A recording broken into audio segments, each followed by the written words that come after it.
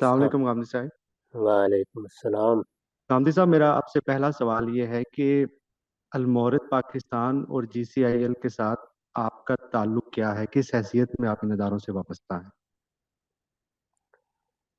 میں نے کئی برس پہلے یہ فیصلہ کر لیا تھا کہ اب عمر کے تقاضوں کے لحاظ سے مجھے اپنے علمی اور فکری کاموں ہی کے لیے خاص ہو جانا چاہیے۔ اس کے علاوہ میں یہ دیکھ رہا تھا کہ اب جو لوگ ذمہ داریاں سنبھال رہے ہیں وہ بھی بہت حد تک معاملات کو سمجھ چکے ہیں، مجھے بھی جانتے ہیں، میرے فکر کو بھی جانتے ہیں۔ توقع یہی ہے کہ وہ خیر و خوبی کے ساتھ ان اداروں کو سنبھال لیں گے۔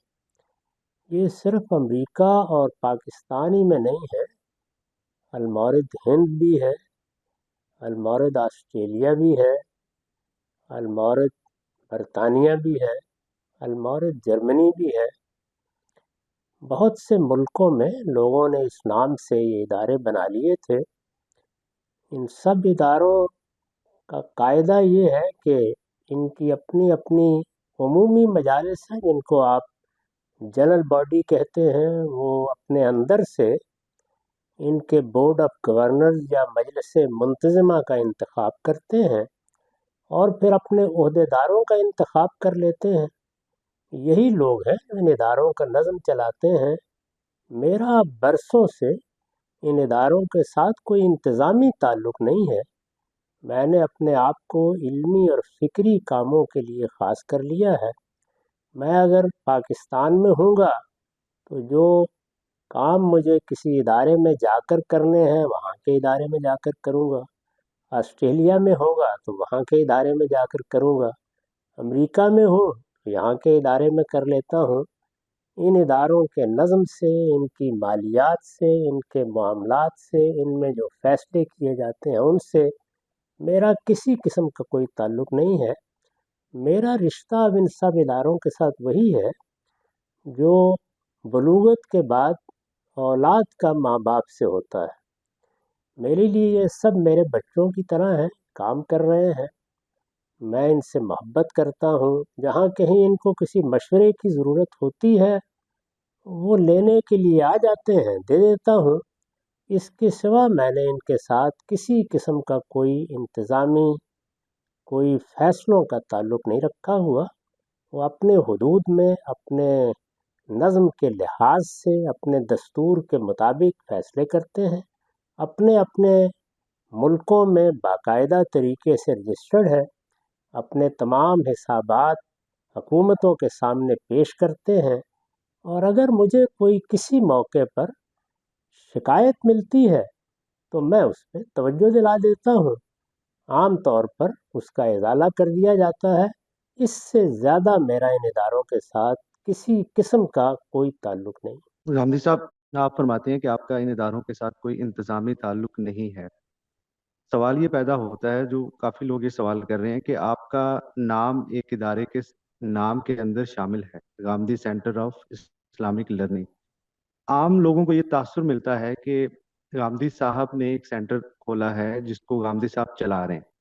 تو یہ کیا کسی حد تک مس لیڈنگ نہیں ہو جاتا لوگوں کے لیے کہ آپ کا اس ادارے کے انتظامی معاملات میں کوئی تعلق نہیں ہے اور آپ کا نام اس ادارے کے نام میں شامل ہے؟ میں جب یہاں آیا تھا، یعنی امریکہ منتقل ہوا تھا، تو یہ ادارہ مجھ سے پہلے یہاں قائم ہو چکا تھا اور المورد کے نام سے کام کر رہا تھا۔ اس کے ذمہ دار لوگوں نے مجھے بتایا کہ انہیں یہاں اس نام کے ساتھ کام کرنے میں مشکلات پیش آتی ہیں۔ یہ ایک عربی لفظ ہے، لوگوں کے سمجھنے میں بھی کچھ دقت ہوتی ہے۔ ہم اس کا نام تبدیل کرنا چاہتے ہیں۔ تو میں نے انہیں مشورہ دیا کہ سب اداروں کا ایک ہی نام ہے، آپ اس کے کام کے لیے کوئی شعبہ ایسا بنا لیجئے جس کا آپ تعارف کرا سکیں۔ اس میں انہوں نے اصرار کیا کہ ہمارے لیے زیادہ آسان یہ ہے کہ ہم تمہارے نام پر اس سینٹر کا نام رکھ لیں۔ یہ بالکل ایسا ہی تھا جیسے اقبال کے نام پر، مولانا سید ابواللہ صاحب مودودی کے نام پر، قائد اعظم کے نام پر، سر سید کے نام پر دسیوں ادارے قائم ہیں۔ ان کی زندگی میں بھی قائم ہوئے ہیں، ان کے بعد بھی قائم ہیں۔ یہ بالکل ایسے ہی ہے، ان لوگوں نے یہ خود فیصلہ کیا۔ میں نے تو بڑی حد تک کوشش کی کہ کوئی اور بہتر تجویز ان کو دے دوں، لیکن انہوں نے اصرار کیا تو پھر میں نے اجازت دے دی، اس سے زیادہ کچھ نہیں۔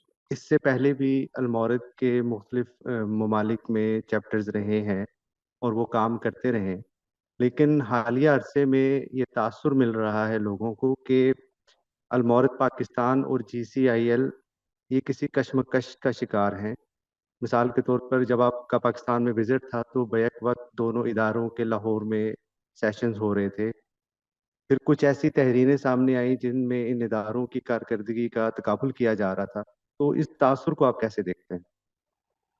اس طرح کا کوئی تاثر اگر ہے تو ان اداروں کے ذمہ دار لوگوں سے بات کرنی چاہیے، اس کا مجھ سے کوئی تعلق نہیں ہے۔ میں نہ اس طرح کی کسی کشمکش کا کبھی حصہ رہا ہوں، نہ مجھے اس طرح کی چیزوں سے کوئی دلچسپی ہے۔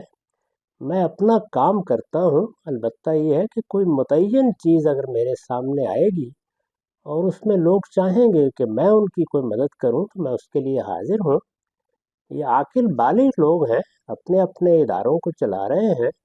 ایسا ہو سکتا ہے کہ لوگوں کے مابین حکمت عملی میں، کام کرنے کے طریقوں میں کوئی اختلاف ہو۔ اس طرح کے اختلافات دنیا کی ہر حکومت میں ہوتے ہیں، ہر ادارے میں ہوتے ہیں، خاندان میں ہوتے ہیں۔ ان اختلافات کو سلجھا لیا جاتا ہے، یہ ہر جگہ ایسے ہی جاری رہتے ہیں۔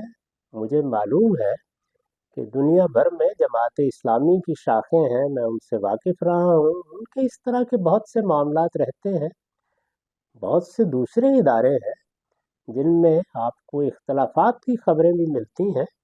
اختلافات جہاں انسان ہوں گے وہاں ہوں گے، اصل چیز یہ ہے کہ ان اختلافات کو سلجھایا جاتا ہے یا الجھایا جاتا ہے۔ سلجھانے کا عمل جاری ہے تو کوئی مسئلہ نہیں ہے، الجھانے کی صورت پیدا ہو رہی ہے تو البتہ اس سے خدا کی پناہ مانگنی چاہیے۔ تو میرے علم میں کوئی ایسی چیز نہیں ہے جس کو کشمکش جیسے بڑے لفظ سے تعبیر کیا جائے۔ چھوٹے موٹے اختلافات ہوتے ہیں، وہ اختلافات انسانوں کے درمیان رہنے چاہیے۔ یہی اختلافات ہیں جو ترقی کا ذریعہ بنتے ہیں۔ میں نے تو نہ مذہبی معاملات میں کبھی اختلافات کو ختم کرنے کی اس طرح صحیح کی ہے، نہ اداروں کے معاملے میں کبھی مجھے تشویش ہوتی ہے۔ میرا خیال ہے انسان ہے، انسان جب کام کریں گے تو وہ مختلف چیزوں کے بارے میں آراء میں بھی ایک دوسرے سے اختلاف کریں گے۔ اسی طرح کے اختلافات ہیں جو اب تک میرے سامنے کبھی آئے ہیں، ان سے زیادہ کوئی چیز میرے علم میں نہیں۔ مجھے یہ کچھ چیزیں جو پچھلے دنوں میں چل رہی تھیں، شکر ہے قمر صاحب نے شروع میں یہ سوال کر دیا۔ اصل میں وہ چیزیں تنقید سے متعلق یہ ہیں کہ ہمیں تو یہی سکھایا گیا ہے کہ تنقید جو ہے وہ آ، اگر آپ کی بات میں کوئی چیز پیدا کر رہی ہے تو اس میں پھر آپ کو اس کو سیریسلی دیکھنا چاہیے کہ کیا مسائل اس میں ہمیں اپنے گھر میں نظر آتے ہیں۔ تنقید عام طور پہ تو ہمارے ہاں بہت زیادہ بے معنی سی ہو رہی ہوتی ہے، لیکن کچھ چیزیں تھیں جو میں بھی جن کو فیل کر رہا تھا، اور جب یہ اب تھوڑا پبلکلی ہو رہی ہیں تو اس میں پھر مجھے خیال ہوا کہ یہ چیز مجھے آپ سے آج پوچھنی چاہیے۔ جو سب سے ٹچی معاملہ میرے لیے تھا وہ ڈونیشنز کا معاملہ تھا، کہ کچھ روایات ہیں جن پہ قانونی طور پہ تو اعتراض نہیں کیا جا سکتا، وہ قانونی طور پہ ٹھیک ہو سکتی ہیں، لیکن جو بہت ایک تنگ کرنے والا معاملہ ہے بطور والنٹیئرز، جب ہم سے بھی جو ہمارے دوست ہیں یا باقی لوگ سوالات کرتے ہیں کہ آپ کے ڈونیشنز کے معاملات کیا ہوتے ہیں، تو المورد پاکستان کو تو ہم کافی قریب سے دیکھتے ہیں، یہاں پہ ڈونیشن کا سٹائل بھی ایک مختلف ہے، اور باقی اداروں کا بھی جو دنیا میں المورد کے نام سے کام کر رہے ہیں، لیکن جو بالخصوص گاندھی سینٹر کا ایک ڈونیشن اکٹھا کرنے کا ایک طریقہ کار ہے، مجھے لگتا ہے کہ وہ کافی حد تک ایک ایگریسو وے میں ڈونیشن اکٹھی ہو رہی ہوتی ہے۔ ہمیں یہ چیز یہاں پہ پتہ چلی تھی کہ جو ڈونیشن المورد اکٹھی کرتا ہے وہ اس طرح سے ہوتی ہے کہ ہمیں ایک باوقار طریقے سے اپنے لیے وسائل پیدا کرنے ہیں، اگر وہ وسائل پیدا ہو جاتے ہیں جتنے بھی ہوتے ہیں اس میں ہمیں وہ ان کے مطابق کام کرنا ہے، لیکن اوور ایمبیشیسلی اور ایک اگریسو وے میں ڈونیشن اکٹھی کرنا، ایک شخصیت کے نام پہ ڈونیشن اکٹھی کرنا، یہ پوائنٹ جب تنقید کی زد میں آیا تو مجھے بھی یہ چیز بہت زیادہ تنگ کی۔ تو मैं इस बारे में आपसे पूछना चाहता हूँ कि जब आपके नाम से डोनेशन ली जा रही होती है, तो क्या आप अपने नाम को इस्तेमाल होता हुआ आप कैसा समझते हैं? मैं माजरत खाऊं, सख्त सवाल कर रहा हूँ, लेकिन आप ही का सिखाया हुआ है सब कुछ। ये जितने इदारे भी हैं सब मेरे ही नाम से काम कर रहे हैं। यहाँ ज़रा ये नुमायाँ ज़्यादा हो गया। दूसरे ये है कि हर मुल्क का अपना एक कल्चर होता है और अपने अपने काम करने के तरीके भी होते हैं। उसमें लोग जो तरीका मौजू समझते हैं अपने हालात के लिहाज से इख्तियार कर लेते हैं। हो सकता है कि किसी मामले में मुझे भी कोई एतराज़ हो, मैं तवज्जो दिला देता हूँ। ऑस्ट्रेलिया गया था, वहाँ कोई बात किसी ने की, तवज्जो दिला दी। मैं बरतानिया गया था, वहाँ कुछ लोगों ने बात की, मैंने तवज्जो दिला दी। यहाँ के लोगों को भी मैं वक्तन फ़वक्तन तवज्जो दिलाता रहता हूँ कि वो उन रवायात को कायम रखें, उनका ख्याल रखें जो हमेशा से हमारे यहाँ रही हैं। इससे ज़्यादा ज़ाहिर है कि मेरी कोई ज़िम्मेदारी नहीं है। आपको अगर कोई चीज़ ऐसी लगी है तो आप मुतल्लिका इदारों से राब्ता करें, उनको बताएं, अपना तासुर उनके सामने रखें। किसी जगह भी कोई चीज़ ऐसी है जो आपके ख्याल में कानूनी लिहाज से, अखलाकी लिहाज से या रवायात के लिहाज से काबिल एतराज़ है, तो ये सब लोग आपके भाई हैं, ये काम कर रहे हैं। यानी इनका किसी के साथ कोई रिश्ता नहीं है, सब एक फ़िक्र के रिश्ते में जुड़े हुए लोग हैं। यहाँ जिन लोगों ने इसकी इब्तदा की थी, उनमें तो बहुत से लोग पाकिस्तान से मुतल्लिक भी नहीं हैं। मिसाल के तौर पर यहाँ अलमौरिद यूएस में जो लोग इदारे का नज़म चला रहे हैं, उनमें भी अगर आप देखें तो हिंदुस्तान के लोग भी मौजूद हैं, वो भी ये काम अंजाम दे रहे हैं। चुनाचे मुकर्रम अजीज़ साहब जो यहाँ के चेयरमैन हैं, वो एक इंडियन मुस्लिम है। तो इन सब लोगों के साथ फ़िक्र का रिश्ता है। आप इनसे राब्ता करें, इनसे बात करें, इनसे सवालात पूछें। इनमें से कोई चीज़ भी ऐसी नहीं है कि जो मैं कोई ज़ाती तौर पर कर रहा हूँ। मैं तो अपने कामों में मसरूफ़ हूँ। आप लोगों के यहाँ आया था, वहाँ 8-10 नशस्तों में आपने मुझे बुलाया, मैं हाज़िर हो गया। यहाँ पर भी मुझे अपना दर्स कुरान देना होता है या कोई और काम करना होता है तो उसके लिए मैं जाता हूँ। इसके सिवा मेरा इन मामलात से किसी नौइयत का कोई ताल्लुक़ नहीं है। हर इदारे के ज़िम्मेदार लोग मौजूद हैं, वो अपनी हुकूमतों के सामने भी जवाबदेह हैं, पब्लिक के सामने भी जवाबदेह हैं। आपको पूरा हक है, आप उनसे राब्ता करें, उनसे बात करें, जिस चीज़ को आप काबिल एतराज़ समझते हैं, उनसे उस पर गुफ्तगू कर लें। हो सकता है कि वो आपको मुतमईन करने में कामयाब हों, हो सकता है मुतमईन न कर सकें। दोनों सूरतों में ये देखना चाहिए कि इख्तलाफ आरा बहरहाल तदाबीर में होता रहता है और तदाबीर के इख्तलाफ आरा को कभी फितना नहीं बनाना चाहिए। उस्ताद, मुझे एक इसमें ही एक फॉलो अप क्वेश्चन है, इसी चीज से रिलेटेड। वो ये है कि जहाँ से कुछ हमारे दिल में कुछ खटक पैदा हो रही होती है या एक परेशानी आ रही होती है ना, वो ये होती है कि देखें, हमने इदारे दुनिया भर में तकरीबन सारे बरे आजमों में बना दिए। तो हर इदारे का होना तो ये चाहिए कि वो अपने अपनी जुरिस्डिक्शन में काम करे। लेकिन जो बिलखसूस बाकी इदारों का नजर आता है कि ऑस्ट्रेलिया वाला ऑस्ट्रेलिया में अच्छा काम कर रहा है, इंडिया वाला उधर, बाकी सारी इसी तरह से हर एक ने अपना अपना एक स्कोप और एक जुरिस्डिक्शन तय कर रखी है। लेकिन आप भी जब आप गुफ्तगू करें, हम तो आपकी गुफ्तगू सुनने के लिए बैठते हैं। लेकिन चूंकि आपके इदारे का जो गांधी सेंटर है, हमारा इदारा है, गांधी सेंटर का ज्यादा जो एक ओरिएंटेशन है वो भी टुवर्ड्स पाकिस्तान है। पाकिस्तान में ऑलरेडी एक इदारा काम कर रहा है। गांधी सेंटर अमेरिका से डोनेशन इकट्ठी करके बाद में फिर पाकिस्तान में आकर अगर वो डोनेशन लगा रहा हो, तो क्या ये चीज कुछ आपको ठीक लगती है कि ये इस तरह से हो और वो अपनी जुरिस्डिक्शन से निकल कर होना तो ये चाहिए कि फिर वो अमेरिका में काम करें, लेकिन वो फिर पाकिस्तान, वो भी काम सारे का सारा यूं ही लग रहा होता है कि वो पाकिस्तान के लिए ही हो रहा है। तो फिर यहाँ के इदारों के काम, वहां के इदारों के काम जब ओवरलैप हो रहे होते हैं, तो वो भी एक चीज समझ में नहीं आ रही होती कि एक ही चीज है और दो मुख्तलिफ इदारे इंडिपेंडेंट हैसियत में वो काम कर रहे हैं। तो आप लोग मिल बैठिए और मिल बैठ के सब इदारे आपस में एक दूसरे के साथ बात कर लें। इसका मुझसे क्या ताल्लुक है? मुख्तलिफ इदारे काम कर रहे हैं, जिम्मेदार लोग वहाँ फैसले कर रहे हैं। इन जिम्मेदार लोगों के दरमियान में कोई ऐसा ताल्लुक तो नहीं है कि दुश्मनी के मुकाम पर खड़े हैं, आपस में एक दूसरे के भाई हैं।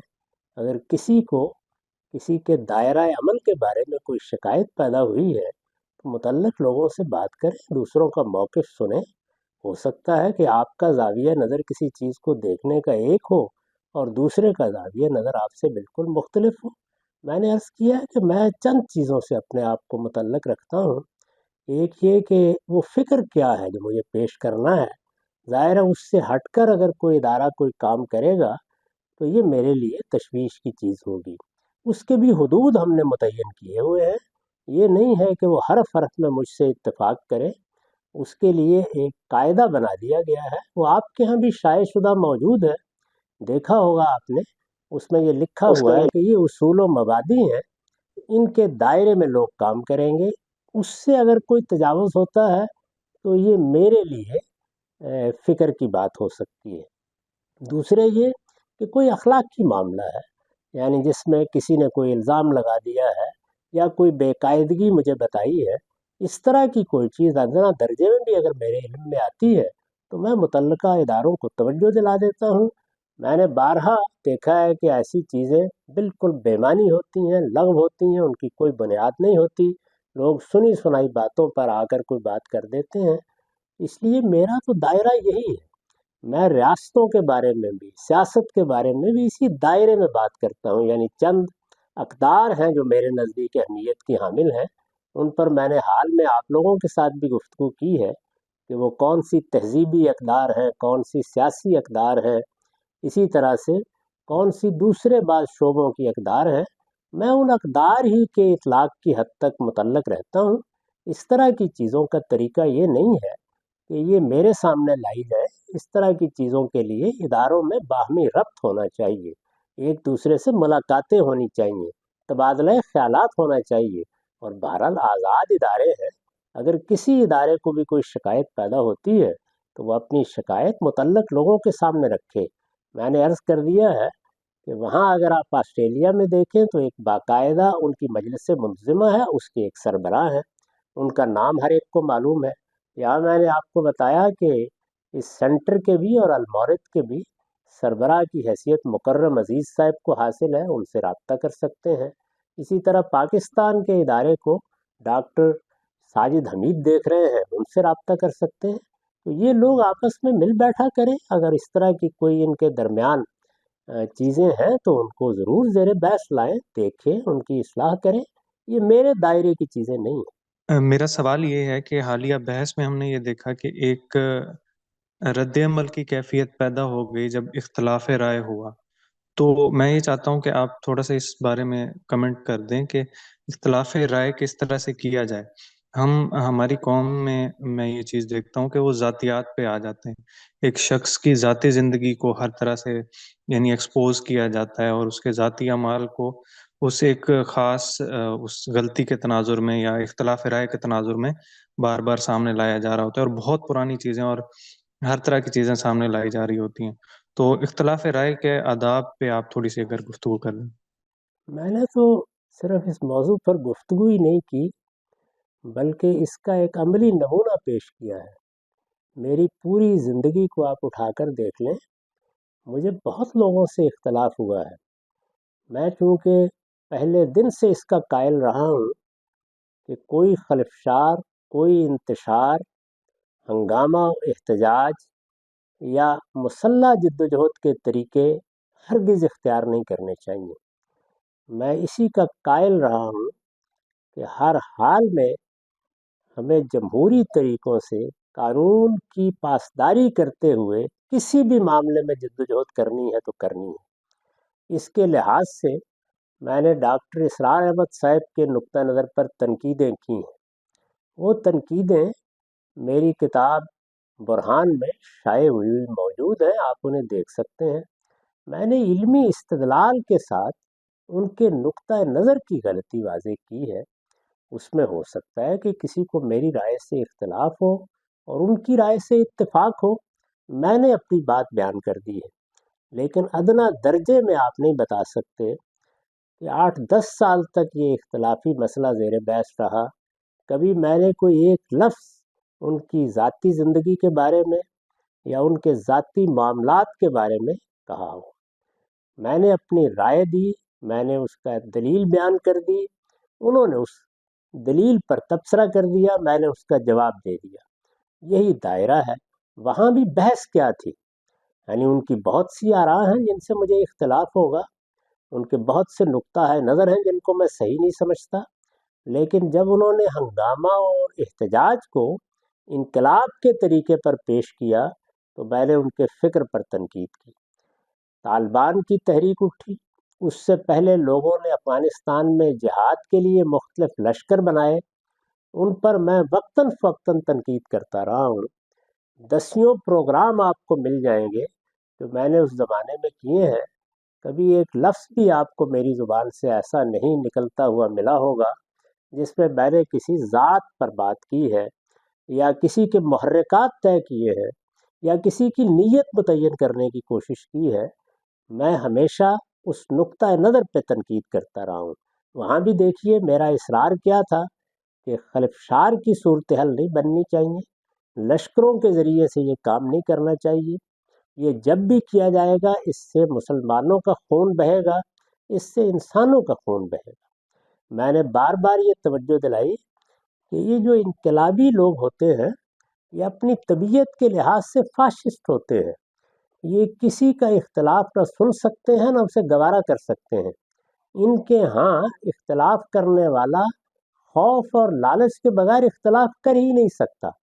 یہ کسی آدمی کا یہ حق ماننے کے لیے کبھی تیار ہی نہیں ہوتے کہ وہ دیانتداری کے ساتھ ان سے اختلاف رکھ سکتا ہے۔ تو میں نے یہ بتایا کہ ان سے آپ کیا توقعات وابستہ کر رہے ہیں؟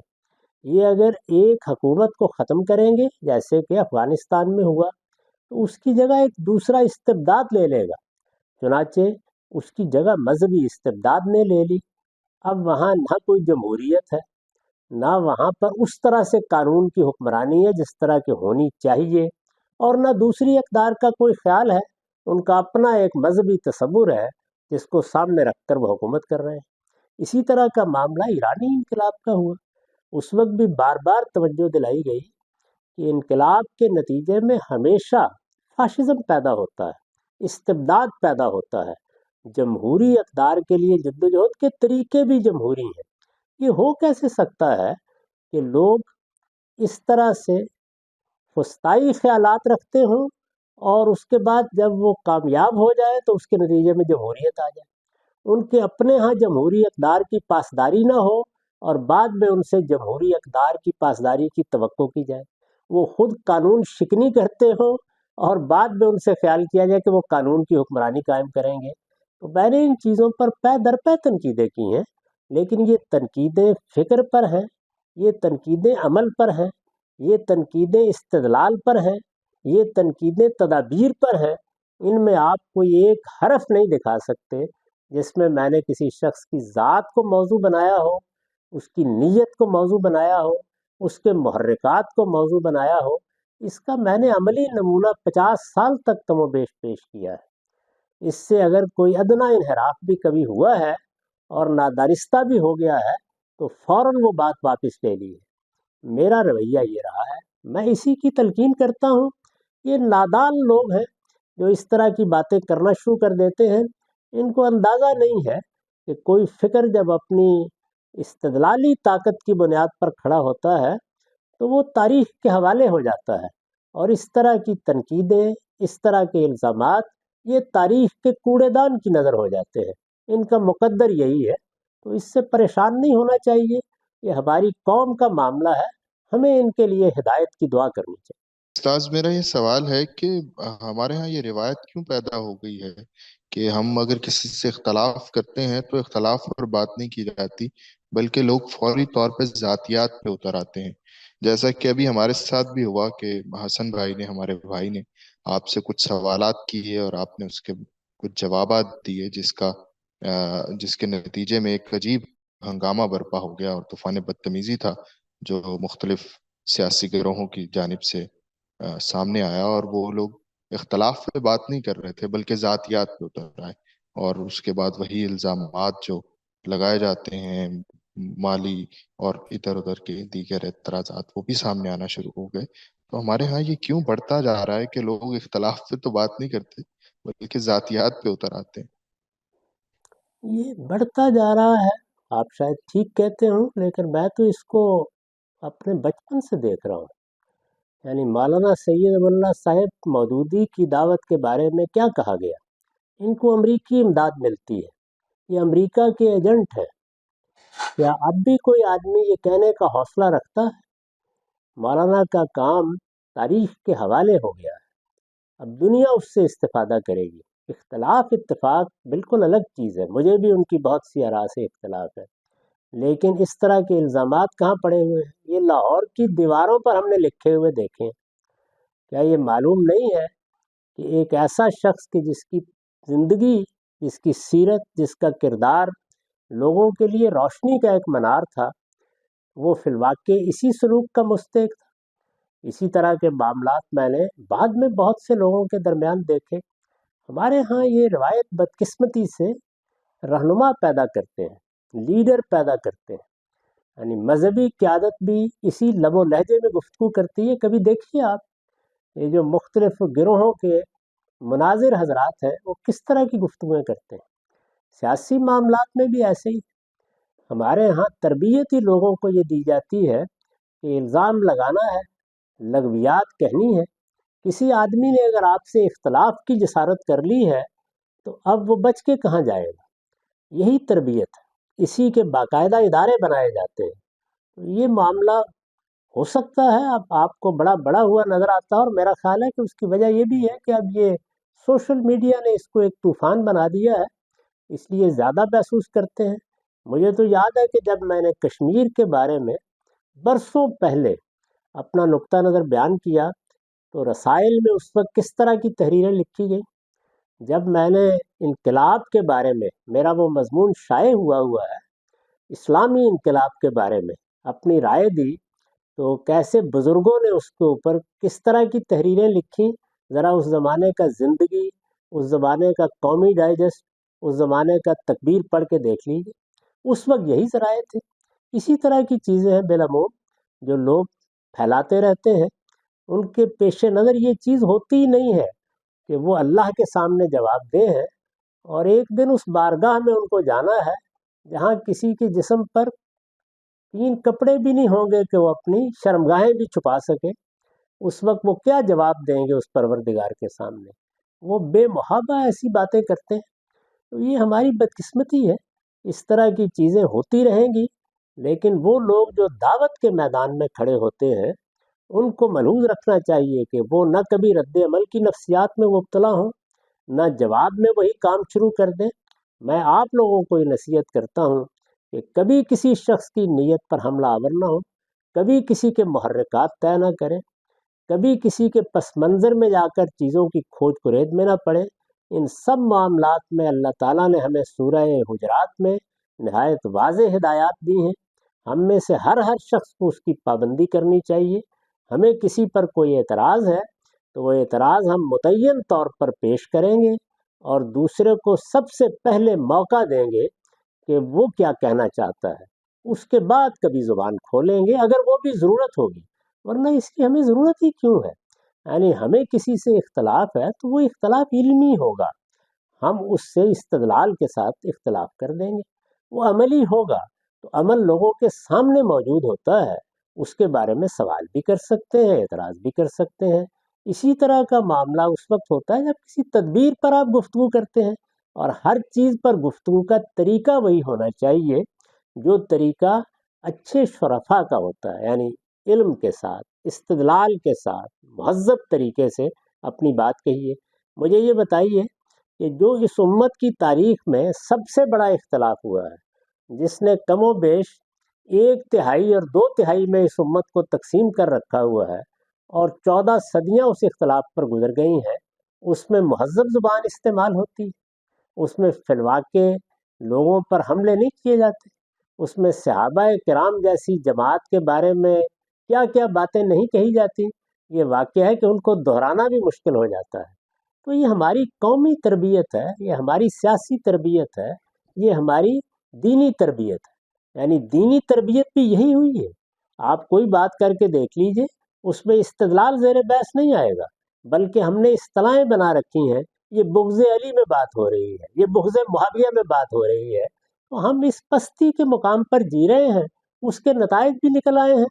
اس وقت دنیا میں ہم سے زیادہ کون ہے قومی حیثیت سے دیکھا جائے کہ جو پستی اور زوال آشنا ہو چکا ہوا ہے؟ یہ صورتحال ہے، اس صورتحال میں ہمیں کام کرنا ہے۔ ہر حال میں اس کو ملحوظ رکھیے کہ ہماری طرف سے ایسی کوئی بات نہ ہو۔ باقی جہاں تک ہمارا تعلق ہے، ہم کھلی کتاب کی طرح ہیں، ہمارے ادارے بھی اسی طریقے سے ہیں۔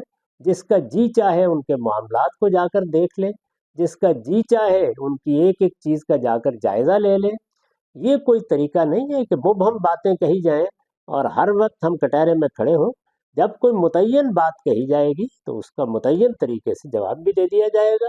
جہاں تک میرا تعلق ہے، میں نے 50 سال کم و بیش پبلک زندگی گزاری ہے، اس میں بہت تنقیدیں کی ہیں، بہت لوگوں سے اختلاف کیا ہے، مذہبی لوگوں کے ساتھ ان کے بنیادی تصورات میں اختلاف کیا ہے، اسلام کی سیاسی تعبیر کے حاملین کے ہاں پیدا ہوا تھا ان سے اختلاف کیا ہے۔ یہاں جو کچھ 30-35 سال سے ہماری افواج نے پالیسی اختیار کی اس سے اختلاف کیا ہے۔ طالبان کے پورے تصور پر تنقید کیا، آج بھی کر رہا ہوں۔ یہاں جو قوانین بنائے گئے اسلام کے نام پر ان پر تنقیدیں کی ہیں، لیکن ان سب کو آپ دیکھ لیجئے، ان میں ایک ہی قاعدہ ہے، وہ یہ ہے کہ شائستگی کے ساتھ مہذب طریقے سے میں نے استدلال کے طور پر اپنی بات سامنے رکھ دی ہے، لوگوں کو موقع دیا ہے کہ وہ اس کا جواب دینا چاہے تو دیں، اور آج بھی اگر اعتراضات پر گفتگو کرتا ہوں تو استدلال ہی پر گفتگو کرتا ہوں۔ اس وقت دیکھیے اعتراضات سیریز کا 20واں موضوع مکمل ہوا ہے، 3 باقی رہ گئے ہیں۔ آپ اس سارے عرصے کے دوران میں کوئی ایک لفظ نہیں بتا سکتے جو میں نے اپنے کسی ناقد کے بارے میں اس نوعیت کا کہا ہو۔ تو میں یہی کر سکتا ہوں، میں یہ کرتے ہوئے دنیا سے رخصت ہو جاؤں گا۔ میں نے عرض کر دیا کہ میرا فکر بھی موجود ہے، وہ کن بنیادوں پر کھڑا ہے، اس کا پس منظر کیا ہے، وہ بھی تاریخ کے حوالے ہے۔ ان چیزوں کے بارے میں آپ کو پورے یقین سے بتا سکتا ہوں کہ یہ سب کی سب تاریخ کے کوڑے دان کی نظر ہونے والی ہیں، ان میں سے کچھ بھی باقی نہیں رہے۔ خطبات ڈیلس کا ترجمہ کرتے ہوئے میں نے ایک جگہ آپ کو فرماتے ہوئے سنا تھا کہ آپ نے کچھ اختلافات ہوئے تھے، یعنی آپ نے کسی وجہ سے، اور آپ نے شاید یہی الفاظ استعمال کیے تھے، میں معذرت چاہتا ہوں اگر میں غلط الفاظ دہرا رہا ہوں، کہ کسی مصلحت کے تحت آپ نے یہ کہا تھا کہ میں اپنے آپ کو پبلک میں پھینکنا، میں نے کہا کہ میں پھینکنے والا ہوں، یعنی کوئی اس طرح کے الفاظ آپ نے کہے تھے، شاید المورد کی کسی مصلحت کے پیش نظر۔ تو آپ نے یہ بھی فرمایا تھا کہ بعض لوگوں نے، شاید ڈاکٹر شہزاد سلیم صاحب نے آپ سے اختلاف بھی کیا، وہ یہ سمجھتے تھے کہ آپ نے بہت بڑا بلنڈر کیا ہے، اس طرح سے یہ ہوا ہے۔ تو کیا لوکنگ بیک آپ کو لگتا ہے کہ یہ فیصلہ درست تھا، یا آپ نے اس پہ کبھی نظر ثانی کرنے کی کوشش کی؟ میرے ہاں چند چیزیں پہلے دن سے طے ہیں، اور جو چیزیں علم و عقل سے طے ہوتی ہیں ان کو علم و عقل ہی سے تبدیل کیا جا سکتا ہے۔ یعنی میں نے کبھی کوئی جذبات کی بنیاد پر رائے نہیں قائم کی۔ وہ چیزیں کیا ہیں؟ ایک اللہ کا دین ہے، اللہ کے دین کو میں نے طے کیا ہوا ہے کہ میں بے کم و کاست پیش کروں گا، وہ میں نے پیش کر دیا ہے۔ اس میں کسی ایک جزء کے معاملے میں بھی نہ میں کسی مداحنت سے کام لے سکتا ہوں، نہ اخفاء سے کام لے سکتا ہوں۔ اس کے بعد وہ اقدار ہیں جو میں مسلمانوں میں دیکھنا چاہتا ہوں، اس لیے کہ یہ دونوں چیزیں میرے پہلے دن سے کنسرن کی رہی ہیں۔ ایک اللہ کا دین، دوسرے مسلمان۔ اللہ کے دین کی تاریخ میرے نزدیک رسالت مآب صلی اللہ علیہ وسلم نے جب آنکھیں بند کیں تو یہ تاریخ بھی ختم ہو گئی۔ اس کے بعد مسلمان ہیں، میں ان کا حصہ ہوں، وہ میرے وجود کا حصہ ہیں، میں ان کے وجود کا حصہ ہوں۔ ان میں ان اقدار کا فروغ چاہتا ہوں۔ وہ اقدار کیا ہیں؟ وہ یہی اقدار ہیں، سیاسی اقدار ہیں، ان میں تہذیبی اقدار ہیں، ان میں جرم و سزا کی اقدار ہیں، ان میں معاشی اقدار ہیں۔ آپ کسی ایک موقع پر بھی نہیں بتا سکتے کہ میں نے ان سے تجاوز کر کے کوئی بات کہی ہے۔ یہ ہو سکتا ہے کہ اطلاقات میں آپ کو مجھ سے اختلاف ہو، یا کسی زید کو ہو یا بکر کو ہو، وہ مجھ سے بات کر سکتا ہے، لیکن میں اپنے اسی دائرے میں گفتگو کرتا ہوں. یہ میں نے آپ کو بتا دیا ہے کہ جہاں کہیں بھی کوئی تحریک اٹھے گی، جہاں کہیں بھی کوئی دعوت اٹھے گی، وہ فلسطین میں ہو، وہ کشمیر میں ہو، وہ پاکستان میں ہو، وہ افغانستان میں ہو، اس کے ہاں اگر وائلنس آئے گا تو میں سارے کام چھوڑ کر اس کو نقد کا نشانہ بناؤں گا، اس لیے کہ میں اس کو مسلمانوں کے لیے ہلاکت کی چیز سمجھتا ہوں. میرے نزدیک یہی وہ چیز ہے جس کے نتائج آپ دیکھ رہے ہیں کہ کشمیر نسیم منسیہ ہو گیا، فلسطین میں ساری آرزوئیں ختم ہو کر رہ گئیں، اور اب جو کچھ باقی ہے وہ بھی تہس نہس ہو رہا ہے. اور صرف وہی نہیں ہے بلکہ اس سے آگے اب برتر اسرائیل کے منصوبے پیش کیے جا رہے ہیں اور دنیا کو حوصلہ ہو رہا ہے. اسی طرح کی صورتحال آپ پاکستان میں دیکھیں گے، پاکستان میں دیکھ چکے ہیں، افغانستان میں دیکھ رہے ہیں.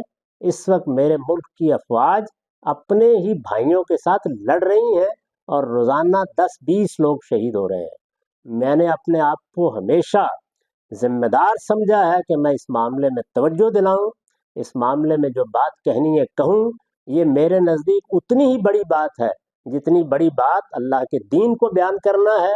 میں اس معاملے میں جو کچھ صحیح سمجھتا ہوں وہ آخری مرحلے تک کہتا رہوں گا، پوری قوت کے ساتھ کہتا رہوں گا. بلو کتو راسی واؤ سالی، اس کا کوئی سوال ہی نہیں ہے کہ میں اس پر ادنا درجے میں کبھی کوئی مداحنت کروں. یہ میرے دین کا، ایمان کا اور مسلمانوں کے ساتھ میری محبت کا اور خیر خواہی کا تقاضا ہے. استاذ، میرا سوال آپ سے اضطراری علم کی نوعیت سے متعلق ہے، اور وہ یہ ہے کہ کیا یہ اضطراری علم جو ہے یہ باقاعدہ طور پر ایک جسٹیفائڈ نالج کا درجہ رکھتا ہے، یا پھر یہ کچھ پوٹینشیلز ہیں یا انیٹ آئیڈیاز ہیں؟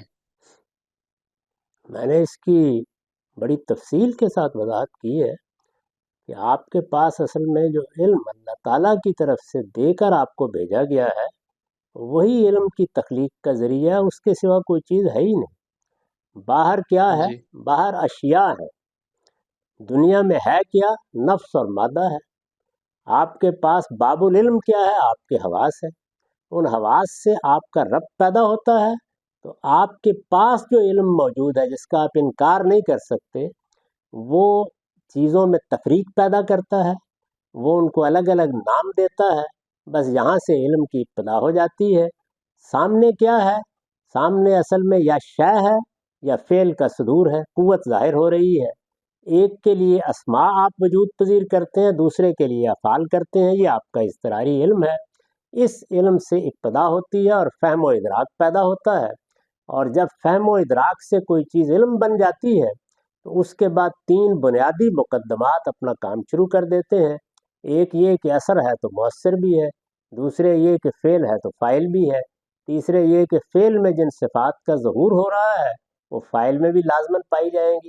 یہ وہ مقدمات ہیں جو آپ کے اضطراری علم کے مقدمات ہیں. یہی سارے علم کی بنیاد بنتے ہیں. اس کے بعد متخیلہ ہے جو امکانات پیدا کرتا ہے، امکانات سے مفروضات بنتے ہیں. ان کی تحقیق اسی پروسیس سے ہوتی ہے. ان میں سے کوئی چیز حقیقت بن جاتی ہے اور کوئی امکان کے درجے میں زیر بحث رہتی ہے. علم کی ساری تاریخ یہی ہے جو میں نے چند لفظوں میں بیان کر دی.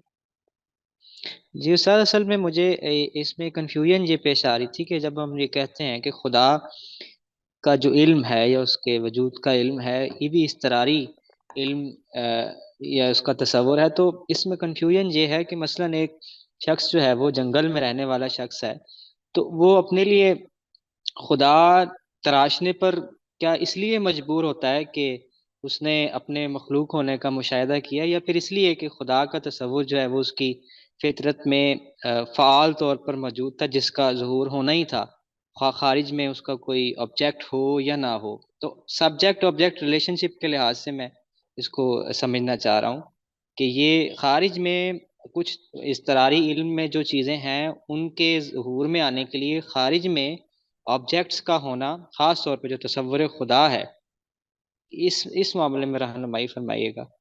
میں نے تو کبھی نہیں کہا کہ یہ اضطراری علم ہے. یہ کہا گیا ہے کہ ہمارے شعور میں یہ چیز بدیت ہے، یہ اندر موجود ہے. یہ باہر کب جی آتی ہے؟ یہ باہر اس وقت آتی ہے جب کوئی شخص آ کے شخصی خدا کا تصور پیش کرتا ہے، اور یہ معاملہ مؤخر مقدم نہیں ہوا، بلکہ انسان کے اندر یہ چیز موجود ہے۔ انبیاء علیہم السلام سے اس کی ابتدا کر دی گئی ہے، اور پہلے انسانی کو نبی بنا دیا گیا ہے۔ تو اس کے نتیجے میں جب پیغمبر کی حیثیت سے آدم نے آدم سے یہ کہا کہ تمہارا ایک پروردگار ہے، وہ صاحب ارادہ ہے، وہ علیم و حکیم ہے، تو اس سے جو عقل منفعل ہے وہ قبولیت کے ساتھ لپکتی ہے۔ تو یہ بات کہی گئی ہے، اگر اضطراری علم خدا کا بھی ہو تو پھر تو ہم امتحان ہی سے فارغ ہو گئے، پھر کوئی ابتلا ہے ہی نہیں۔ اضطراری علم کا مطلب تو یہ ہوتا ہے کہ اس کا انکار کرنا ہی ممکن نہیں ہوتا، انسان خواہی نہ خواہی اس کو مانتا ہے، زبان سے انکار کرے تو عمل تکذیب کر دیتا ہے۔ تو یہ بات تو میں نے کبھی نہیں کہی کہ اللہ تعالیٰ کا علم اضطراری علم ہے۔ وہ ایک دوسری بات ہے جو کہی گئی ہے، وہ یہ کہ ہمارے اندر اللہ تعالیٰ کے وجود کی حقیقت بدیت کر دی گئی ہے، اور وہ ایک واقعہ ہے جو ہوا ہے، بلکہ اس میں لکھا ہے کہ اس کی یاد محو کر دی گئی ہے۔ اضطراری علم تو ہمیشہ شعور کی سطح پر ہوتا ہے، اس کی یاد محو کر دی گئی ہے، لیکن اس سے ہمارے اندر قبولیت پیدا ہوتی ہے۔ تو اس لیے میں نے اللہ تعالیٰ کے بارے میں جب میزان میں گفتگو کی ہے تو وہاں عہد الست کا حوالہ یہاں نہیں دیا کہ اس سے خدا کو ہم عقلی طور پر جان لیتے ہیں، یہاں دیا ہے کہ جب پیغمبر آ کے اس کی دعوت دیتے ہیں تو ہم اس کی قبولیت کے لیے بےتاب ہوتے ہیں، یہاں اس کو رکھا ہے۔ میں نے کبھی اس کو اضطراری علم نہیں کہا۔ حامدی صاحب، ہم نے آپ کو ہمیشہ جمہوریت کی بات کرتے ہوئے دیکھا، آپ شاید اس کو سیاسی ایمانیات کی سطح کی چیز بھی کہتے رہے۔ ابھی حالیہ تنقید میں یہ تاثر دیا جا رہا ہے کہ آپ کی یہ رائے غالباً بدل چکی ہے اسٹیبلشمنٹ کی سیاست میں مداخلت کے بارے میں۔ اس وقت آپ کی کیا رائے ہے، اور آپ اس کو کیا سمجھتے ہیں کہ اس کو کیسے اچیو کیا جاتا ہے؟ میں نے تو اپنی جو آخری گفتگو کی ہے، یعنی زندگی کی آخری گفتگو کی ہے جو لوگوں تک پہنچ چکی ہے، اس میں وہ جرائم گنوائے ہیں ایک مرتبہ پھر جو ہماری افواج نے اور ہماری اسٹیبلشمنٹ نے کیے ہیں۔ ایک ایک جرم کو بیان کیا ہے، یہ بتایا ہے کہ یہ سنگین جرائم ہے، یہ کہا ہے کہ اس وقت جو کچھ ہو رہا ہے وہ بھی اس کی مکافات ہے، اور اسٹیبلشمنٹ بھی اس کو بھگت رہی ہے اور قوم بھی بھگت رہی ہے۔ یہ سب باتیں کہی ہیں۔ زیر بحث یہ نہیں ہے، زیر بحث یہ ہے کہ جب یہ صورتحال پیدا ہو جائے تو کرنا کیا ہے، تدابیر زیر بحث ہے۔ تو میں نے اس میں جو گفتگو کی ہے وہ اصل میں شام میں جو کچھ ہوا ہے اس کے حوالے سے کی ہے۔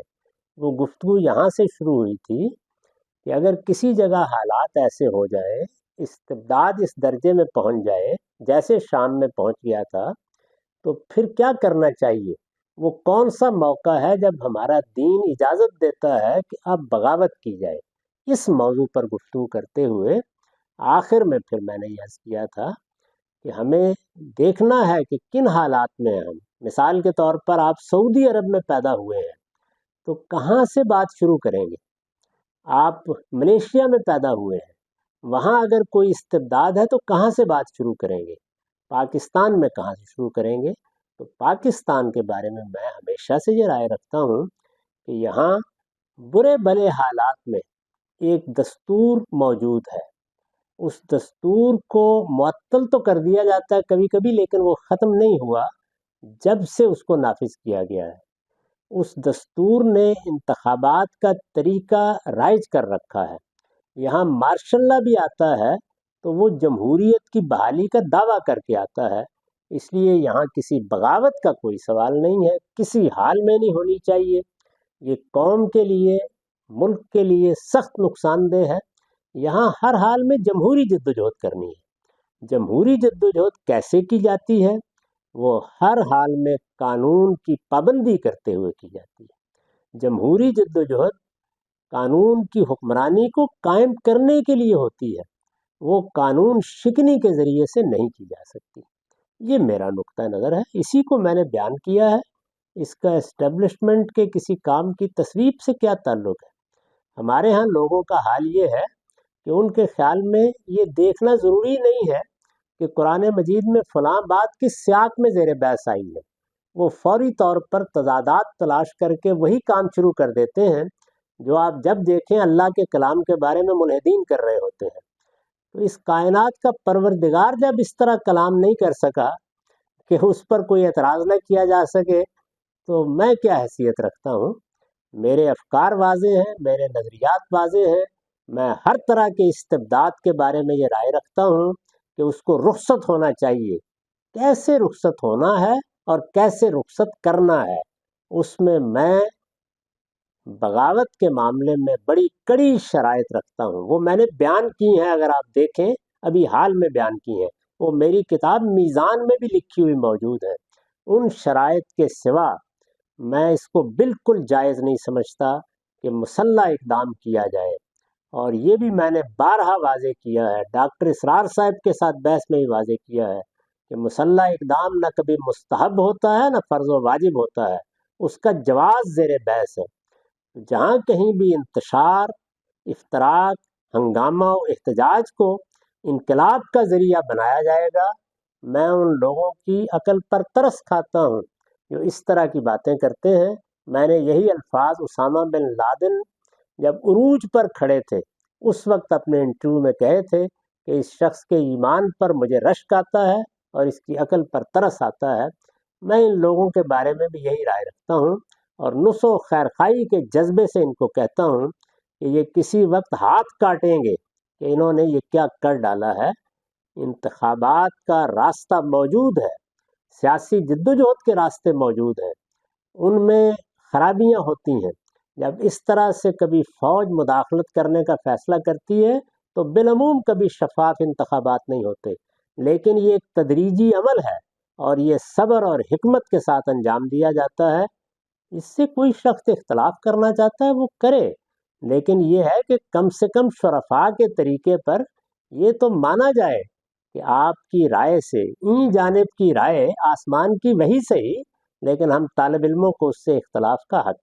اکثر اب دیکھنے کو ملتا ہے کہ سوشل میڈیا پہ کوئی بھی جو عام بحث چل رہی ہو تو اس سے متعلق جو ہے وہ آپ کی کوئی نہ کوئی ایک ویڈیو بھی سامنے آ جاتی ہے.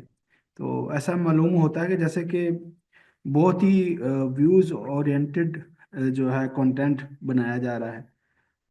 میں مثال کے طور پہ ابھی کل ہی ایک ویڈیو دیکھ رہا تھا، دوبارہ اپلوڈ کی گئی ہے اور اس کا وہ عجیب سا وہ ٹائٹل تھا.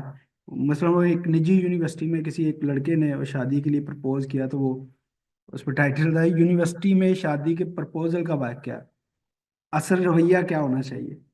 تو یہ بعض اوقات مطلب مجھ جیسے آدمی کو جس کا تھوڑا سا تعلق سوشل میڈیا سے ہے تو عام طور پہ لگتا ہے کہ جیسے اس پہ ان رہنے کے لیے یا اس طرح کیا جا رہا ہے. تو یہ ہماری عام جو روایت ہے یعنی ہماری ادارے کی المورد کی جو ایک تاریخ سے ہم واقف ہیں، تو یہ تھوڑا سا عجیب معلوم ہوتا ہے. یہ میری پرسنل سی وہ ایک ہے آبزرویشن. مجھے تو یہ معلوم نہیں ہے کہ کون سی چیزیں کس طرح سے پیش کی جاتی ہیں، ان کو کون پیش کرتے ہیں. وہ اداروں کی طرف سے بھی ہوتی ہیں، وہ بعض لوگ بھی نکال لیتے ہیں، ان پر اپنی طرز کے کیپشنز بھی لگا دیتے ہیں. تو اس کے بارے میں تو میں کچھ نہیں کہہ سکتا، لیکن اصل میں میں نے کبھی کسی جب ایسا سوال یہ کا گاندھی سینٹر آف کی طرف سے اپلوڈ ہوئی تھی تو جی میں اس لیے وہی میں عرض نے کر رہا ہوں کہ وہ تو خیر وہ ان کا معاملہ ہے، لیکن جہاں تک میرا تعلق ہے میں تو ان میں سے کسی چیز کو کبھی پوسٹ کرنا تو ایک طرف رہا، اس کو اس طریقے سے دیکھتا بھی نہیں ہوں. میرا مسئلہ تو یہ ہے کہ میں سوال کا جواب دیتا ہوں. اب آپ نے سوالات کیے ہیں، میں جواب دے رہا ہوں. یہ آپ کو انتخاب کرنا ہے کہ آپ کیا سوال کریں گے. میں نے آج تک کبھی کسی کے سوال پر پابندی نہیں لگائی. میں نے 15 سال تک جیو پر پروگرام کیے ہیں، یہ پبلک پروگرام ہے. میں نے آج پر پروگرام کیے ہیں، میں نے دنیا نیوز پر کیے ہیں، میں نے سما پر کیے ہیں. ان میں میرے اپنے قریبی دوست احباب ہمیشہ سوالات کرتے رہے ہیں.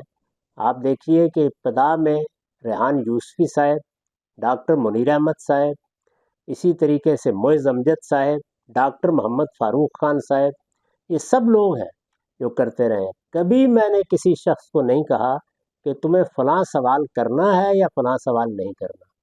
سوال کیا جائے گا، میں اس کا جواب دے دوں گا۔ اس کو شائع ہونا ہے، اس کو شائع نہیں ہونا ہے، شائع کرنا ہے نہیں کرنا، یہ ان اداروں کا کام ہے۔ میں نے ان اداروں کے ساتھ بھی جب کام کیا ہے، کبھی کسی اینکر کو یہ نہیں کہا کہ تم نے فلاں بات پوچھنی ہے، فلاں بات نہیں پوچھنی۔ اس وقت بھی دنیا نیوز کے ساتھ میں ہر ہفتے پروگرام کر رہا ہوں۔ میں نے ان کو ہمیشہ سے کیا رکھا ہے کہ سوال پوچھا جائے گا، میں جواب دے دوں گا۔ ڈاکٹر زبیر صاحب کو بھی آپ پوچھ لیجئے، کبھی میں نے نہیں کہا کہ فلاں سوال آپ کریں اور فلاں سوال نہ کریں۔ یہ لوگوں کا کام ہے کہ وہ مجھ سے کیا پوچھتے ہیں۔ جب وہ کوئی بات پوچھیں گے تو میرا دائرہ کیا ہے، وہ چیز دنیا دین سے متعلق ہے، میں جواب دے دوں گا۔ وہ چیز ان چیزوں سے متعلق ہے جن کا میں نے ابھی ذکر کیا، جو مسلمانوں کے اصلاحی مسائل ہیں، جن میں ریفارمیشن کی ضرورت ہے، جن میں رویوں کو درست کرنے کی ضرورت ہے، میں اس کا جواب دے دوں گا۔ اس دائرے سے باہر میں نے کبھی کسی چیز کا جواب نہیں دیا۔ یہ میرے حدود ہیں۔ اب اس کے بعد کون سا ادارہ اس کو کس طرح پیش کرتا ہے، کس طرح پیش نہیں کرتا، یہ سوالات آپ کو ان سے پوچھنے چاہیے۔ میں نہ اس کی کوئی منصوبہ بندی کبھی کرتا ہوں، نہ اس کے لیے کوئی ہدایات کبھی دیتا ہوں۔ میں نے ایک بات کہہ دی، وہ پبلک کی ملکیت ہے، اس کو کوئی جس طرح چاہے استعمال کرے۔ میں نے اس پر کبھی معذرت بھی نہیں کی کہ فلاں چیز جو ہے وہ جانی چاہیے تھی، نہیں جانی چاہیے تھی۔ ایسا بھی ہوا ہے کہ میری نج کی گفتگوؤں کو بعض لوگوں نے ڈال دیا، میں نے اس پر بھی کبھی کسی کو کچھ نہیں کہا۔ اس کی وجہ یہ ہے کہ جب میں نے ایک بات کہہ دی ہے تو بس پھر اس کے بعد یہ لوگوں کا کام ہے کہ وہ اس کے بارے میں فیصلہ کریں۔ اس میں بھی اگر آپ کو کسی ادارے پر کوئی اعتراض ہے یا کسی اور فرد پر کوئی اعتراض ہے، آپ ضرور ان سے رابطہ کریں۔ میرا قاعدہ یہی ہے کہ اس وقت آپ مجھ سے سوال کر رہے ہیں، یا آپ کے اس پلیٹ فارم پر لوگ مجھ سے سوال کر رہے ہیں، یا ہندوستان کے لوگ سوال کرتے ہیں، یا آسٹریلیا کے لوگ سوال کرتے ہیں، میں نے کسی سوال کو نہ اٹھا کے ایک طرف رکھا ہے کبھی، نہ اس کا جواب دینے سے انکار کیا، جب تک وہ میرے اس دائرے سے باہر نہیں ہے۔ تو اگر وہاں کوئی معاملہ ایسا ہوا تھا جس کا دین سے تعلق تھا اور مجھ سے سوال کیا گیا تو میں نے ضرور اس کا جواب دیا ہوگا، اور یہی میرے نزدیک صحیح قاعدہ ہے۔ میرا سوال مارکیٹنگ کے متعلق ہے۔ آپ ریلیجن اور موریلٹی کے پرسپیکٹو سے مارکیٹنگ کو کیسے دیکھتے ہیں؟ بارہا ایسا ہوتا ہے کہ اپنی پروڈکٹ کو بیچنے کے لیے اس کے بارے میں بہت ہی زیادہ ایگزیجریٹڈ کلیمز کی جاتی ہیں، اپنی بات کو ایسے کہا جاتا ہے کہ جیسے دوسری پروڈکٹ سے بہت زیادہ ہماری پروڈکٹ مختلف ہے، جو کہ اصل میں اتنی ہوتی نہیں ہے، کچھ نہ کچھ اس کے اندر حقیقت موجود ہوتی ہے۔ یا پھر ایسی مارکیٹنگ ٹیکنیکس یوز کی جاتی ہیں جو کہ انسانی کمزوریوں کا فائدہ اٹھاتی ہیں، جو سائیکولوجیکلی مینیپولیٹو ہوتی ہیں۔ بایسیز کو یوز کیا جاتا ہے کہ انسان کو معلوم بھی نہ ہو کہ وہ کسی چیز کو خریدنے کے لیے کیوں مجبور ہے۔ اور اس کو تیسری ایسپیکٹ سے دیکھ لیں کہ اپنی باتیں پہنچانے کے لیے ان کو کنٹروورسی کے تھرو کہا جاتا ہے، تو تاکہ وہ بھی مارکیٹ میں اپنی جگہ بنا لے۔ تو ایسے کرنے کو آپ اخلاقی طور پہ کس طرح دیکھتے ہیں؟ وہ شخص جو کوئی چیز بیچنا چاہتا ہے، اس کو ایک لفظ بھی ایسا نہیں کہنا چاہیے جس میں لوگوں کو کوئی دھوکہ دیا جا رہا ہے یا کسی فریب میں مبتلا کیا جا رہا ہے۔ یہ چیز ہم نے بنائی ہے، یہ اس مقصد سے بنائی گئی ہے، اس کے یہ فوائد ہیں، اس سے یہ نتیجہ نکلے گا، جس مقصد کے لیے بنائی گئی ہے اس سے اس کا یہ تعلق ہے۔ یہ بات بے کم و کاست ہونی چاہیے، پوری وضاحت کے ساتھ ہونی چاہیے، یہی صحیح ایڈورٹیزمنٹ ہے۔ جب آپ اس اصول کی پابندی کریں گے تو آگے جو باتیں آپ نے کہی ہیں وہ کبھی ہو ہی نہیں سکتی۔ پہلے مرحلے میں خلاف ورزی ہوتی ہے، چنانچہ اس کے بعد پھر وہ اذہان کا استحصال اور معاشی استحصال اور اس نوعیت کے مسائل پیدا ہوتے ہیں۔ پہلی چیز وہی ہے جو ہمیں اللہ کے پیغمبر نے بتائی کہ جب کوئی چیز تم بیچنے کے لیے پیش کرو، ظاہر ہے کہ کسی نے بنائی ہے تو اس کو حق حاصل ہے کہ وہ دنیا کے سامنے اس کو بیچنے کے لیے پیش کرے، وہ اس کا تعارف کرائے۔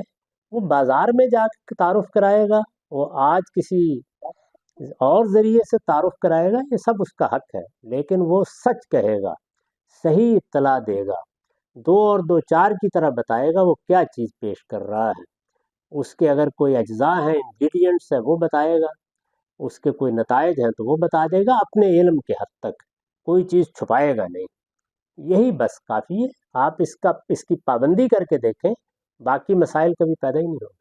استاد یہ فرمائیے گا کہ آپ جو فرماتے ہیں ان الحکم یدور مع العلہ، حکم جو ہے وہ اپنے علت کے ساتھ ہے، اسی کے گرد ہوتا ہے، اور ہماری علمی روایت بھی اسی کو بیان کرتی ہے، اس میں خاص طور پر احناف اس کو زیادہ کرتے ہیں۔ لیکن اس میں ایک دوسرا نقطہ نظر بھی ہے کہ علت جو ہے وہ اگر منسوخ ہوگی تو ٹھیک ہے، ہم اس کو اس طرح لیں گے، لیکن اگر منسوخ نہیں ہے تو اس کو ہم خود متعین کر کے اس کے اوپر حکم کو یا عدم میں لے جائیں گے یا وجود میں لے آئیں گے، اس پر آپ کیا کہیں؟ جہاں علت منصوص ہے وہاں تو آپ نے خود ہی فرما دیا کہ کوئی بحث ہی نہیں ہے۔ جہاں منصوص نہیں ہے وہاں دو صورتیں ہوں گی، یا وہ بدیہات کے درجے میں ہوگی، یعنی بغیر کسی تفکر کے ہر آدمی پر واضح ہے، اور یا اس کا استدلالی استخراج ہوگا۔ تو استدلالی استخراج کو پیش کرتے وقت وہی طریقہ اختیار کرنا چاہیے کہ یہ میں سمجھا ہوں، اس کی بنیاد پر میں یہ بات کہہ رہا ہوں، جس طرح کہ ہم اپنے فہم کے بارے میں کہتے ہیں اس کے بارے میں وہ لب و لہجہ نہیں ہونا چاہیے جو منصوص علت کا ہے۔ لیکن قرآن مجید سے متعلق میں نے ابھی واضح کیا ہے ایک مضمون میں کہ جن معاملات میں یہ مسئلہ پیدا ہو سکتا تھا قیامت تک، ان سب معاملات میں علل منصوص ہے، تو اس لیے کوئی پرابلم ہی کبھی پیدا نہیں ہوگا۔ یعنی استاد مثال کے طور پر شراب کے متعلق ہے تو فکر فرائی میں ہم مطلب امام فرائی کو پڑھا، مولانا اصلاحی کو، آپ کو، تو عام طور پر تو یہی ہے ہم نے جو پڑھا، لیکن المورد میں یا ہم اپنے اساتذہ سے، بعض اساتذہ سے یہ سنتے ہیں کہ وہ مثال کے طور پر میں نے بات کی کہ شراب جو ہے وہ اس علت کی بنیاد پر حرام ہے اور اس کی بعد میں توسیع کی جائے گی، یا اس کو ہم متعین کریں گے کہ اس کا اطلاق کہاں کہاں ہوتا ہے، بعض چیزوں پر ہو رہا ہے بعض چیزوں پر نہیں ہو رہا۔ تو انہوں نے فرمایا کہ نہیں، یہ بات آپ نہیں کریں، بس شراب حرام ہے، یہ اگلی بات کہ یہ کیوں حرام ہے یہ نہ آپ کہیں نہ میں کہوں۔ اب مجھے یہ سمجھ نہیں آئی کہ اب اس کو رفع اختلاف کے لیے یعنی ہم کون سی میرے پاس نص ہو کہ میں ان کو پیش کروں کہ دیکھیں اللہ تعالیٰ یہ کہہ رہا ہے کہ آپ اس پر غور کریں، یعنی اس طرح۔ دیکھیے یہ بات تو ایک دوسرے سوال کو جنم دیتی ہے کہ اللہ تعالیٰ نے کیسے ہمیں بتایا ہے کہ علل کو بنیاد بننا چاہیے، وہ ایک الگ موضوع ہے۔ قرآن مجید میں یہ تعلیم ہمیں دی گئی ہے، لیکن قرآن کا جی تعلیم دینے کا یہ طریقہ نہیں ہوتا کہ وہ باقاعدہ درس دے گا اس موضوع پر۔ وہ اصل میں کیا کرتا ہے، وہ علت کی بنیاد کو واضح کرنے کے لیے اسی طریقے سے احکام میں فقہی اطلاقات کا فرق کرتا چلا جاتا ہے، تو اس سے آپ بڑی آسانی کے ساتھ اس کا استنباط کر لیتے ہیں۔ میں نے ابھی حدیث کیا ہے کہ زیر عنوان جو گفتگو کی ہے اس میں بعض نازک معاملات میں علت کا استخراج کر کے دکھایا ہے، اس میں تبیین کی بحث کا ایک پورا باب ہے جس میں ہمارے فاضل دوست ڈاکٹر صدیق مغل صاحب کے نقطہ نظر پر تبصرہ کرتے ہوئے میں نے وہ مثالیں موضوع بحث بنا کر ان کا اطلاق کیا ہے اور بتایا دیکھیے یہ علت ہے، اور اس علت کو خود قرآن مجید نے کس طرح دوسری جگہ سامنے رکھ کر اس پہ حکم کی بنیاد رکھتی ہے۔ تو اس کے سمجھنے کا طریقہ یہ، اگر وہ بات سمجھنی ہے، یہاں جو آپ بات بیان فرما رہے ہیں اس میں پھر دو مسئلے ہیں۔ ایک یہ کہ منصوص سے کیا مراد ہے، یعنی یہ کہ وہ قرآن میں بیان ہوئی ہو، بے شک قرآن مجید میں بھی علتیں بیان ہوئی ہیں، لیکن ایسا بھی ہے کہ خود رسالت مآب نے اس کو بیان کر دیا۔ تو شراب کے معاملے میں تو یہ علت خود اللہ کے پیغمبر نے بیان کر دی ہے۔ اللہ کے پیغمبر جب کسی چیز کو بیان کر دیتے ہیں تو وہ بھی اسی طرح نص بن جاتی ہے جس طریقے سے قرآن مجید کے ہدایات اور احکام نص ہیں۔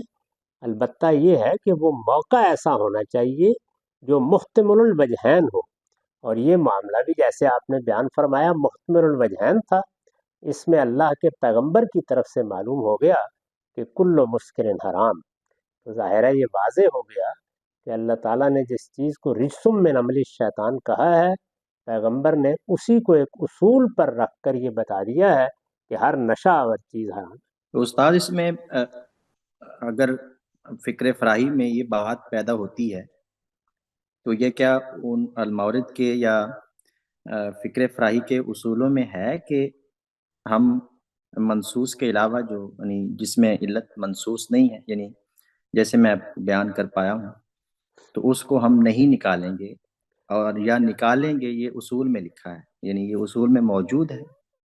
یہ بات یہ ہے کہ فراہی نقطہ نظر میں چیزیں کس طریقے سے سامنے آئی ہیں اس کی ایک تاریخ ہے۔ امام فراہی کے ہاں بہت بنیادی نوعیت کی چیزیں زیر بحث ہیں۔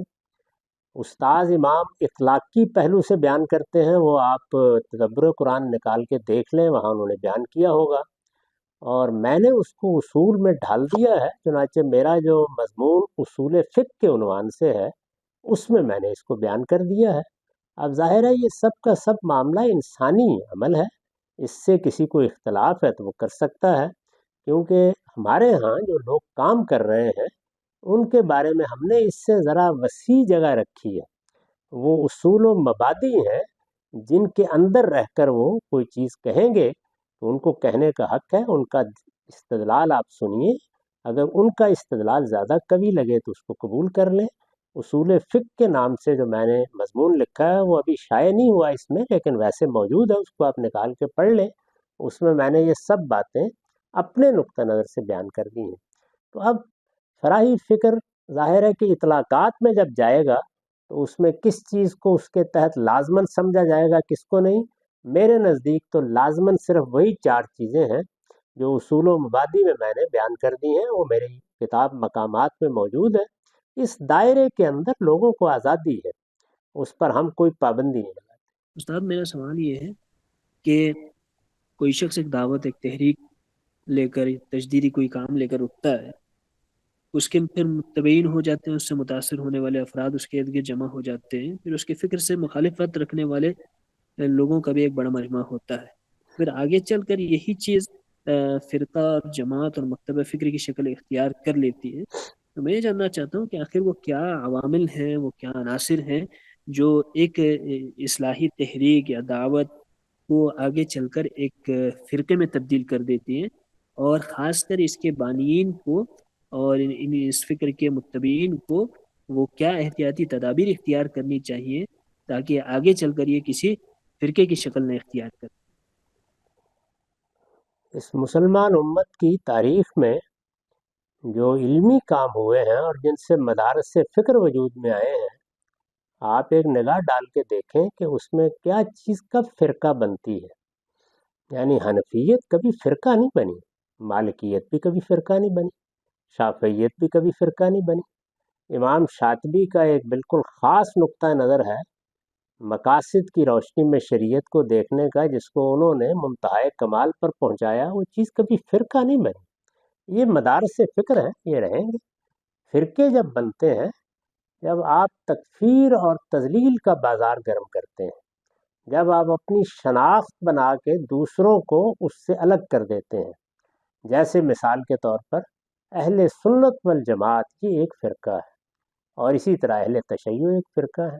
چنانچہ دیکھیے کہ انہوں نے اپنے عقائد متعین کیے ہیں، اور وہ ان عقائد سے اختلاف رکھنے والوں کو زال و مزل قرار دیتے ہیں۔ یہ چیز اگر نہ ہو تو فرقہ نہیں بن سکتا۔ مدارس سے فکر مدارس سے فکری رہتے ہیں۔ ابھی ہمارے ہاں مولانا سید ابو اللہ صاحب مودودی جیسے بڑے شخص پیدا ہوئے، علامہ اقبال نے اپنا ایک فکر پیش کیا، ان کے مداحوں کی تعداد بھی کم نہیں ہے، ان سے اختلاف رکھنے والے بھی آخری حد میں تک پہنچ گئے، لیکن کوئی فرقہ نہیں بنا۔ تو اس لیے فرقہ اس طرح نہیں بنتا۔ فرقہ اس وقت بنے گا جب اپنی بات کو صحیح مان کر دوسروں کی تکفیر تضلیل کا دربار لگا لیا جائے گا۔ تو اس سے اللہ کی پناہ مانگنی چاہیے۔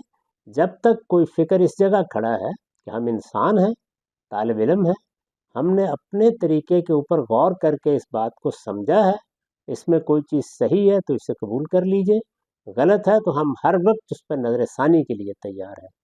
اس اصول پر اگر آپ اپنی بات کہہ رہے ہیں تو کبھی فرقہ نہیں بن سکتا۔ بہت شکریہ سر آپ کے ٹائم کا۔